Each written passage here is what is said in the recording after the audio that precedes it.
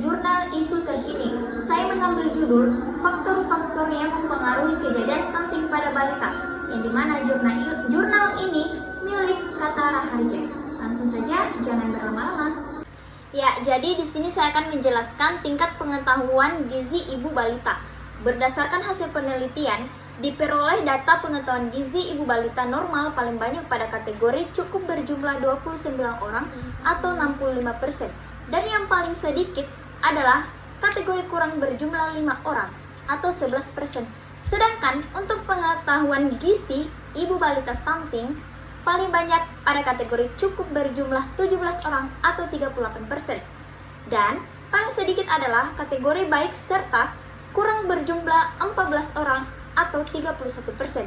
Hasil ini menunjukkan bahwa pada lokasi penelitian tidak ada perbedaan yang signifikan antara pengetahuan gizi ibu terhadap balita yang normal maupun stunting. Ya, selanjutnya ada pun pola asuh. Yang pertama itu ada riwayat pemberian ASI, dan kedua ada ketepatan makanan pendamping ASI, dan ketiga ada perilaku kadarsi atau keluarga sadar gizi. Ya, jadi riwayat pemberian ASI itu berdasarkan hasil pengumpulan data balita, maka diperoleh riwayat pemberian ASI untuk balita normal, yaitu balita yang diberi ASI eksklusif dengan jumlah 27 orang atau 60%, dan tidak eksklusif dengan jumlah 18 orang atau 40%. Sedangkan untuk balita stunting yang mendapatkan ASI eksklusif sejumlah 30 orang atau 67%, dan tidak eksklusif 15 orang atau 33%. Selanjutnya, ketepatan makanan pendamping ASI. Mulai pemberian makanan pendamping ASI pada saat yang tepat sangat bermanfaat bagi pemenuhan kebutuhan nutrisi dan tumbuh kembang bayi, serta merupakan periode peralihan ASI eksklusif ke makanan keluarga. Harus diperhatikan bahwa pemberian makanan pendamping ASI terlalu dini, maka asupan gizi yang dibutuhkan oleh bayi tidak sesuai dengan kebutuhannya. Selain itu, sistem pencernaan bayi akan mengalami gangguan seperti sakit perut, sembelit, dan alergi. Selain itu, seorang bayi yang diberi makanan pendamping ASI dini akan sulit tidur pada malam hari. Nah, selanjutnya ada pun perilaku kadarsi, yang dimana kadarsi itu adalah keluarga sadar gizi, yaitu suatu keluarga yang mampu mengenali dan mencegah masalah gizi di setiap anggotanya. Suatu keluarga disebut kadarsi apabila telah berperilaku gizi yang baik, yang dicirikan minimal dengan menimbang berat badan secara teratur. Ya, jadi pemberian ASI eksklusif dan makanan pendamping ASI. Ya, jadi balita yang mulai makan makanan keluarga seperti garam yang digunakan oleh keluarga balita, dan perolehan kapsul vitamin A, keluarga balita yang merokok, keanekaragaman makanan dan pola asuh. Ya, adapun ketersediaan makanan dalam keluarga. Ya, yang pertama itu ada tingkat ketahanan pangan rumah tangga dan tingkat konsumsi. Ya, selanjutnya dari data yang diperoleh saya akan menjelaskan mengenai tingkat ketahanan pangan rumah tangga. Ya, jadi tingkat ketahanan pangan rumah tangga untuk balita normal terbanyak adalah kurang pangan dengan sejumlah 20 orang atau 44%, dan paling sedikit adalah rentan pangan dengan jumlah 4 orang atau 9%. Sedangkan untuk balita stunting terbanyak adalah kurang pangan dengan jumlah 22 orang atau 49%, dan paling sedikit adalah tahan pangan yaitu sebanyak 2 orang atau 11%. Ya, jadi yang kedua itu ada tingkat konsumsi.